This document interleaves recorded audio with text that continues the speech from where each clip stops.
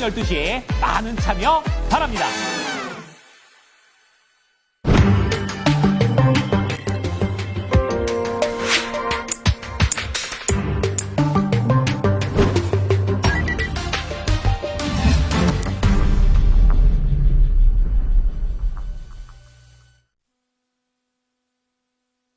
금요일은 연준 와처 시간입니다. 연준의 데이터를 통해서 시장의 매크로 변수들의 흐름을 예측해 볼 수 있는 시간인데요. 도움 말씀 주실 이코노미 21의 양영빈 기자 모셨습니다. 기자님 어서 오세요. 네, 안녕하세요.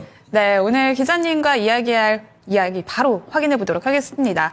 오늘은 바로 미국의 11월 PPI에 대해서 먼저 분석을 해보려고 합니다. 간밤에 발표가 있었는데요. 예상은 전월 대비 0.2%로 생각을 했었지만 0.4%로 나타나면서 예상치를 상회했습니다. 소매물가의 선행지표라고 불리는 PPI인데 일단 CPI와 PPI가 연달아서 발표가 되잖아요. 어떤 차이가 있는 걸까요? 네, CPI의 C는 컨슈머니까 이제 소비자 물가 지수인 거고요. 네. 그다음에 PPI의 P는 프로듀서니까 생산자 물가 지수인데요. 근데 이 바라보는 관점이 좀 달라요. 네. 그러니까 CPI는 소비자가 뭐 예를 들어 뭐 컴퓨터를 샀다 그러면은 매입하는 관점에서 보는 거고요. 네. 그다음에 PPI는 어느 공장에서 물건을 팔았다. 그러면 출고가잖아요. 네. 그거는 매도하는 관점에서 보는 거예요. 그래서 그게 좀 다르고, 네. 그거는 왜 그러냐면은 공장이 직접 판매하지는 않잖아요. 네. 그러면 뭐 이제 뭐 대리점을 간다든지 그 이전에 공장이 이제 출하하는 가격이 그 이제 PPI인데 이게 오르면은 네. 당연히 소비자 가격도 오르겠죠. 네. 그래서 이제 이게 이제 PPI가 앞으로 이 가격들이 어떻게 변할 거냐, 네. 소비자 가격이 어떻게 변할 거냐, 또는 이제 12월 20일에 있겠죠. 그때의 그 PC는 또 네. 어떻게 이게 이제 반영이 될 거냐, 그것 때문에 여기에 이제 관심이 많거든요. 네. 물론 PPI하고 CPI는 차이점은 있어요. 그러니까 CPI, 즉 소비자 물가 지수가 다루는 이 상품군이 있겠죠. 네. 그거랑 PPI가 다루는 상품군이 다릅니다. 대표적인 게 어떤 게 있냐면은 우리가 이제 소비 생활을 한다 그러면은 우리 수입품도 사잖아요. 네. 예를 들어 우리나라는 뭐 아이폰 사잖아요. 네. 근데 이거는 CPI에 들어가요. 그런데 우리나라 공장이 회사에서 아이폰을 만들지는 않잖아요. 네. 그건 PPI에는 안 들어갑니다. 그러니까 수출하는 거는 오히려 PPI에는 들어가는데 네. 수입하는 건 안 들어가고 또 반대로 CPI에서는 네. 수출하는 거는 우리가 안 쓰잖아요. 그러니까 이제 그건 또 안 들어가요. 네. 근데 수입하는 건 들어오고 이런 차이점들이 있습니다. 이렇게 비유를 해서 설명을 해주시니까 이해가 쏙쏙 되는데요. 도매물가라고 꼽히는 PPI는 또 시차를 두고 CPI에 영향을 주게 됩니다. 일단 CPI는 또 헤드라인과 코어로 나뉘어서 네. 발표가 되는데요. 그럼 PPI에도 그렇게 또 헤드라인과 또 나뉘는지 네, 궁금해요. 마찬가지죠. 예, 그 바로 이제 제일 처음에 봤던 네. 차트를 한번 보시면요. 여기에 보면은 이 녹색이 있는 게 이게 헤드라인이에요. 그러면 이제 CPI의 헤드라인에 이제 속하는 거예요. 네. 근데 헤드라인이니까 우리가 CPI 볼 때도 이게 공산품이냐 아니면은 서비스냐 이렇게 나눠서 볼 수가 있잖아요. 네. PPI도 마찬가지입니다. 그래서 서비스는 파란색이고요. 그다음에 공산품은 빨간색이에요. 네. 빨간색은 이미 마이너스까지 갔다가 왔다 갔다 하죠. 거의 변하지가 않습니다. 네. 거의 0이라고 보시면 돼요. 그런데 이 파란색, 즉 서비스는 보면은 2년이 넘었는데도 2년 6개월째 거의 유지가 되고 있어요. 네. 그래서 역시 PPI도 마찬가지로 서비스와 마찬가지로 서비스가 가장 큰 영향을 주고 있다는 걸 알 수가 있고요. 네. 그러면 이제 우리가 CPI에도 그 코어가 있었잖아요. 근원 네. CPI가 있었는데 네. 근원 PPI를 보면은 또 비슷한 얘기들을 할 수가 있습니다. 그러면 또 근원 PPI도 그래프를 통해서 준비를 해주셨는데 네. 한번 짚어볼까요? 네, 요거는 근원 PPI인데요. 네. 근원 PPI니까 이제 마찬가지로 CPI처럼 이게 지금 이제 그 뭐라 해야 되나요? 계절적 요인이라든지 이런 네. 거에 별로 영향을 안 받고 굉장히 이제 움직임이 이 변동성이 크지 않은 것들을 네. 본 건데요. 이게 사실 어젯밤에 새벽에 나온 게 그렇게 좋지가 않았어요. 네. 10월 거는 3.5% 이 정도로 뒤에 빨간색인데 보면 살짝 올라와 있죠. 네. 그럼 여기에는 당연히 서비스 이런 것들이 많이 들어가 있는데 이게 올랐다는 것은 12월 20일에 PC가 발표가 됩니다. 네. 물론 12월 20일이니까 FOMC가 17, 18일에 열리거든요. 그 이후에 나오지만 제가 볼 때는 FOMC에 참석하는 연준 위원들이 네. PC 데이터를 가지고 들어갈 것 같아요. 이미 어느 정도 예상. 다 된 거, 네. 예, 그걸 갖고 들어가는데 그게 아마 이 마지막 남은 변수가 아닐까. 현재는 98%대 거의 2%로 네. 25bps 인하하는 게 네. 유력하지만은 요게 아마 그렇지만 이제 12월 FOMC에 좀 영향은 줄 것 같아요. 그 얘기는 뭐냐면 향후에 있을 FOMC에 대해서 좀 금리를 인하를 뭐 중단한다든지 인하폭을 굉장히 뭐 낮춘다든지 이런데 그 반영이 될 거라고 보고 있습니다. 이렇게 12월 FOMC에서 숨을 곳 전망이 나오고 있지만 앞으로 또 연준의 금리 인하 속도에도 또 영향을 줄 수 있다라고 살펴봤는데 CPI에 이어서 PPI도 또 2개월 연속 반등세를 지속을 했습니다. 연준이 또 가장 중시하는 근원 PC가 또 12월 20일에 네. 발표가 되잖아요. 그렇다면 현재 예상은 어떻게 하고 있나요? 현재 이제 시장의 예상은 이제 그 MOM이라고 그러죠. 그러니까 한 달짜리로 봤을 때 0.20 정도를 예상을 하고 있어요. 이건 이제 시장의 뭐 전문가들이 나는 얼마 이렇게 하는 거니까 이건 사실 뭐 어떻게 보면 여론조사 같은 그런 비슷한 건데요. 네. 하여튼 0.20으로 예상을 하고 있는데 요거가 그러면은 어떤 정도의 영향이냐. 저기 차트에 보면은 맨 앞에 빨간 거 있죠. 네. 그 0.09예요. 그러니까 이제 11월 PC에서 저게 빠집니다. 네. 저게 빠지고 저기 녹색 0.20이 들어오니까 대략 0.1만큼 올라가게 돼 있어요. 네. 그러면은 이것도 이렇게 좋은 소식은 아니죠. 그런데 요거를 조금 자세히 좀 계산을 해보면요. 네. 그다음 이제 차트에 보면 이제 그런 PC가 그거에 대해서 시장만 예상하는 게 아니라 뭐 연준에서도 지역 네. 연준 특히 이제 클리브랜드 그 연준에서도 예측을 하고 있습니다. 근데 네. 여기는 매일 이 예측을 하고 있기 때문에 뭐 눈여겨서 이제 볼 필요가 있는데요. 네. 이게 이 차트를 보면은 저기 이제 오른쪽 끝에 네. 24년 5월이니까 벌써 한 7개월 전이잖아요. 네. 그 정도인데 그때 2.7%였거든요. 근데 이게 지금 어느 정도까지 올라왔냐면은 시장의 예상은 2.9까지 예상을 하고 있어요. 그런데 클리브랜드는 네. 0.26 이제 그 한 달짜리를 0.26으로 받고 요걸 넣고 계산하면은 얼마가 되냐면 2.97이 됩니다. 그 얘기는 3%라는 사실 이거 심리적 어떻게 보면 마지노선이잖아요. 그렇죠. 네. 3% 이렇게 됐으면 이제 네. 그러면 앞으로 연준이 오히려 금리를 올리는 거 아니야? 이런 식까지 생각을 할 수 있을 정도로 네. 이번 이제 PC는 어떻게 보면 굉장히 이제 중요한 자리가 되고 있는 거죠. 또 FOMC에서 중요한 기준 중에 하나가 바로 GDP입니다. 그러면 현재 GDP 전망은 어떻게 보고 있나요? 네, GDP가 이제 뭐 지난 한 3년을 보면은 제일 잘 맞춘 곳이 이 파란색 네. 아틀란타 그 연준의 그 GDP 나오라는 거거든요. 여기는 계속 올라가고 있습니다. 무려 3.33%로 가장 최근께 이렇게 발표가 됐고요. 그다음에 이제 그거하고 조금 이제 다른 것들이 뉴욕 연준 네. 중간에 이 주황색인데요. 여기는 1.89.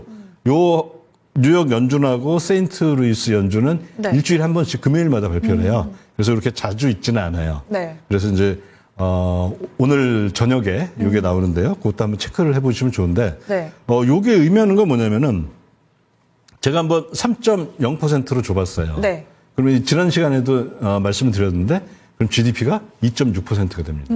그러면은 24년 GDP가 2.6%가 되는데, 그거는 뭐냐면 지난번 9월 FOMC에서 연준의 전문가 위원들이 모여가지고 24년에 GDP는 2.0%가 될 거야 이렇게 예상을 한 거거든요. 네. 그런 예상 속에서 이 기준금리는 4번 인하할 거야 이렇게 했고 그 다음 내년에는 얼마 인하할 거야 이렇게 예상을 했는데 네. 이게 2.0%하고 2.6%는 차이가 나도 너무 많이 나는 거잖아요. 그렇죠. 그리고 또 하나 이제 계산을 해봤는데요. 그러면 이제 현재의 애틀란타 연준은 3.3. 네. 그다음에 저기 뉴욕은 1.89, 뭐 1.9, 그다음에 세인트 루이스는 1.24 이렇게 해서 요거의 평균을 한번 내봤어요. 네. 그거는 얼마냐면 2.2%예요. 그럼 요거대로 됐다. 만약에 이 세 개의 연준이 이 예상한 거대로 그거의 평균값을 했다. 네. 그러면은 2.2%인데 2.2%를 놓고 계산해도 2024년에 그 성장률은 2.4%가 됩니다. 네. 여전히 연준이 예상한 것보다 무려 0.4%포인트가 높아요. 이 얘기는 아마 이번 그 FOMC에서 네. 연준이 이제 우리는 앞으로 25년은 어떻게 보고 있습니다. 그래서 기준금리는 어느 정도로 할 겁니다. 네. 이거를 예상하는데 이게 아마 굉장히 좀 이제 예상은 빗나갔죠. 네. 예상이 빗나갔다는 거는 이제 그 기준금리 정책 이런 것들을 바꿔야 할 수가 있다. 그런 걸 예상할 수가 있습니다. 그렇다면 내년을 한번 전망해 보자면 트럼프의 2기가 진짜 출범이 되고 관세가 예상대로 또 이렇게 정책이 시행이 된다면 결국에는 미국의 악영향으로 돌아온다라는 우려가 계속 나오고 있잖아요. 네. 그렇게 볼 수 있는 걸까요? 그러니까 그렇게 볼 수 있죠. 네. 그런데 일단 이제 제가 봤을 때 크게 이제 나눠서 본다면요. 네. 아르헨티나의 밀레이 대통령은 현재 어쨌든 여러 가지 문제도 있긴 하지만은 성공적으로 거시경제 정책을 네. 잘하고 있어요. 근데 그거의 이제 배경은 밀레이 대통령이 워낙 강하고 또 카리스마가 있고 네. 그리고 또 잘 맞는 정책을 썼는데 그것도 있는데 기저효과가 있는 거예요. 뭐냐면 워낙 이 아르헨티나 경제가 안 좋았으니까 네. 사실 누가 와서 조금만 해도 좋아질 수 있는 그런 이제 기저효과가 있었는데 근데 트럼프 대통령으로 본다면은 지금 미국 경제가 너무 좋아요. 네. 고용은 거의 완전 고용에 가깝고 그다음에 물가가 조금 걱정이긴 한데 어쨌든 그동안 잘 물가를 잡고 있다가 지금 최근 한 1, 2개월 동안 다시 오르고 있는 네. 그런 상태고 그다음에 GDP가 또 너무 좋아요, 이게 지금. 그래서 아마 이게 이제 오히려 너무 좋은 걸 받아가지고 네. 트럼프 대통령의 이런 이제 경제 정책들은 향후에 네. 그거는 아마 굉장히 이제 성적을 잘 내도 유지만 해도 이게 사실 A+인데 네. 조금만 떨어져도 이제 사람들이 느끼기에는 굉장히 안 좋게 맞아요. 네. 느낄 수가 있다는 거죠. 그러면 이제 본격 다시 이야기를 나눠보겠습니다. 그러면 국채 순발행은 현재 어떤 상황인지 짚어볼게요. 단기 국채가 줄어든다면 어떤 변화가 있을까요? 네, 이게 이제 국채 순발행인데요. 네. 파란색이 이제 단기 국채고요. 이 주황색이 장기 국채입니다. 네. 근데 이 단기 국채가 줄어든다는 얘기는 뭐냐면은 단기 국채가 만기가 돌아오는 게 있잖아요. 네. 단기 국채는 만기가 1년부터 1개월부터 1년까지 있는데 이게 만기가 돌아오는 게 예를 들어 100억 달러인데 네. 이번에 그러면 우리는 50억 달러만 신규로 발행을 할게. 네. 이 얘기는 단기 국채 양이 줄어드는 거겠죠. 그래서 신규 발행을 보면은 현재까지 이게 이제 빌리언 10억 달러 규모입니다. 네. 370억을 단기 국채 발행을 하고 있어요. 그런데 지난번 재무부가 옐렌이 이제 재무부 수장으로 있었을 때 지난번에 이제 밝힌 게 뭐냐면은 네. 올해는 12월 말까지는 그 단기 국채는 69만큼만 순 발행을 하겠습니다. 이렇게 얘기를 한 거예요. 네. 근데 지금 375니까 어느 정도를 더 빼야 되냐면 거의 한 310을 더 빼야 돼요. 그러면 단기 국채가 없어진다는 건 뭐냐면은 요즘은 이제 사람들이 관심 덜한데 네. 예전에만 하더라도 영래포에 어마어마한 관심이 있었어요. 네. 그래서 영래포가 줄어들면 이게 0으로 되면 마치 큰일이 일어날 것처럼 얘기를 했는데 그런 거는 이제 어떻게 보면은 시장을 늘 비관적으로 보는 분들이 있어요. 네. 그러니까 이제 자기 포지션이 매도 포지션이었던지 하여튼 이제 그런 사람들이 이제 주로 하는 얘기인데요. 단기 국채가 없어지면은 당연히 여기에 투자를 제일 많이 하는 MMF는 네. 당연히 영래포를 많이 사요. 자기 수익률이 이제 수익을 내야 되는데 수익률 네. 낼 게 없으면은 역내포로 많이 들어가게 돼 있습니다. 그러면 예상할 수 있는 거는 역내포가 다시 늘어날 것이다. 지금 한 170빌리언 달러 정도 되거든요. 네. 그게 올라갈 거고. 근데 이제 문제는 뭐냐면은 장기국채입니다. 네. 장기국채 순발행은 현재 180인데 이게 목표가 393이에요. 근데 장기국채는 우리가 이 시간에서도 제가 몇 번 보여드렸는데 네. 장기국채는 발행하고 실제 발행하고 발행 계획이 네. 거의 틀리지가 않아요. 그러면 앞으로 한 210빌리언이니까 2,100억 달러를 이제 앞으로 한 2, 3주간에 네. 발행을 해야 돼요. 근데 이게 물량이 많아지잖아요. 네. 그러면 당연히 어디에 영향을 주냐면은 수익률에 영향을 주겠죠. 그러면 현재 수익률이랑 또 단기 자금 시장은 어떻게 흘러가고 있는지 살펴볼까요? 네. 이게 이제 대표적으로 10년물 국채 수익률을 한번 보시면요. 네. 지난번에 저기 왼쪽 밑에 보면 FOMC가 50 bps 인하를 했잖아요. 네. 인하를 하면은 이제 사실 그 연준은 야 우리가 단기 국채 수익률을 인하했으니까 이게 사실 장기 국채한테도 하는 얘기거든요. 네. 너네도 알아서 떨어져 줘.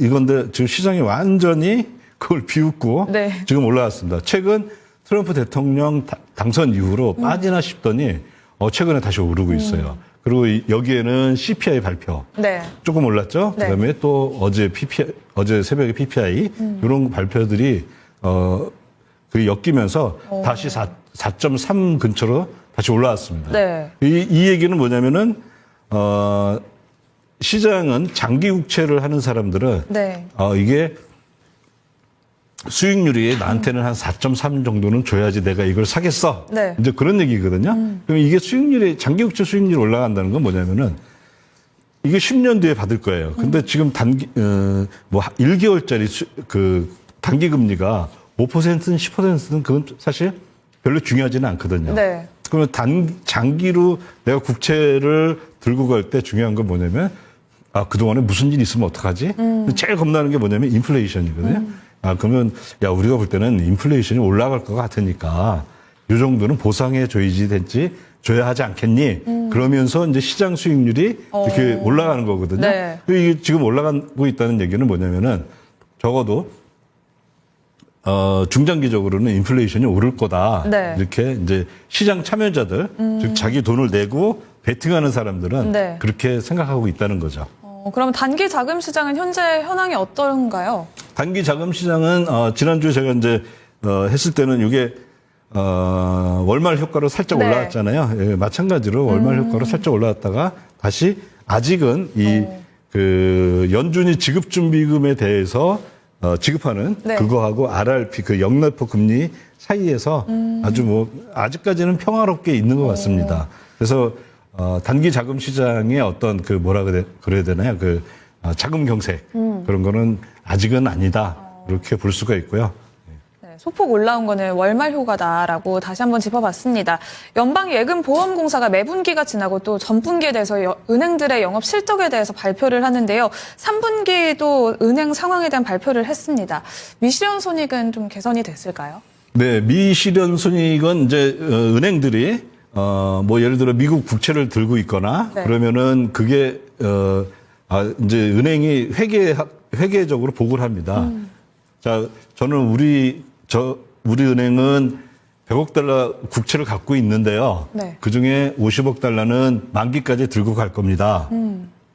그리고 50억 달러는 분위기 좋으면 팔게요. 이렇게 하는데 사실 그냥 그렇게 하는 것 뿐이지. 네. 실질적인 의미는 없습니다. 그래서 이제 그걸 헬드 투 머추리티니까 만기까지 들고 가는 거. 네. 그게 이제 밑에 그 진한 색으로 돼 있는 그거고요. 그다음에 언제든지 팔 수 있습니다. 이렇게 하지만 네. 만기까지 들고 간다 그랬는데 국채 가격이 갑자기 상승했어요. 언제든지 팔 수 있는 거예요. 그거는. 그래서 그 구분은 그렇게 중요하지는 않은데. 네네. 어쨌든 은행들이 이 국채를 들고 있는데 이 국채의 평가 손실이 한때 어마어마했습니다. 그러니까 7천억 달러까지 갔었어요. 네. 근데 그때도 이제 말이 많았죠. 이거 은행 망하는 거 아니냐. 그런데 보면은 이제 은행은 포트폴리오가 있잖아요. 네. 그러니까 대출도 해주고 또 어떤 거는 이제 대출을 해주거나 아니면 국채 증권을 사거나 하는데 네. 이 은행들이 갖고 있는 증권들은 웬만하면은 팔질 않습니다. 그리고 그런 위기가 있을 때 연준이 등장해서 야 팔지 마. 너네 이거 지금 위기가 있다고 해서 팔면은 급하게 팔면 어떻게 해야 돼요? 헐값에 팔게 되죠. 네. 그러면 손해가 막심해지잖아요. 네. 그러면 또 시장이 또 불안정해지고, 그럼 그전에 괜찮았던 은행도 이거 뭐야 그러면서 팔고 이 악순환이 생기거든요. 네. 근데 이제 연준이 어떤 장치를 만들었냐면은 급하게 팔지 않아도 되고 그걸 나한테 담보로 맡기고 필요한 돈 내가 빌려줄게. 네. 그리고 시장이 진정되면은 그걸 다시 또 너네 돈 갖고 내가 담보 줄게. 이런 상설 레포 시장을 열어놨습니다. 네. 그래서 이거에 대한 위기는 그렇게 제가 봤을 때 큰 것 같지는 않고, 물론 굉장히 취약한 그런 은행들도 있겠지만요. 근데 어쨌든 지난 분기를 보면요. 네. 0.5포인트가 단기금리가 하락했잖아요. 네. 연준이. 그래서 보니까 그 미실현 손익이 513 빌리언에서 364 빌리언으로 어마어마하게 줄었어요. 29%가 줄었습니다. 네. 근데 이게 이제 이거 9월까지거든요. 근데 12월에도 거의 25bp 인하하니까 거의 또 50bp 인하하죠. 네. 그러면 아마 내년 이번 이제 4분기 거는 지금 현재 364인데 네. 여기 한 260으로 확 줄지 않을까 이렇게 예상을 할 수가 있습니다. 네, 이렇게 미실현 손익까지 짚어봤습니다. 그러면 오늘은 여기까지 듣겠습니다. 고맙습니다. 감사합니다. 네, 이코노미 21 양영빈 기자와 함께한 연준와처 시간이었습니다. 남은 시간도 토마토 증권통과 함께 시장 대응 전략 잘 참고해 보시길 바라겠고요. 편안한 주말 보내시길 바랍니다. 시장의 중심은 여기서 마치겠습니다. 고맙습니다.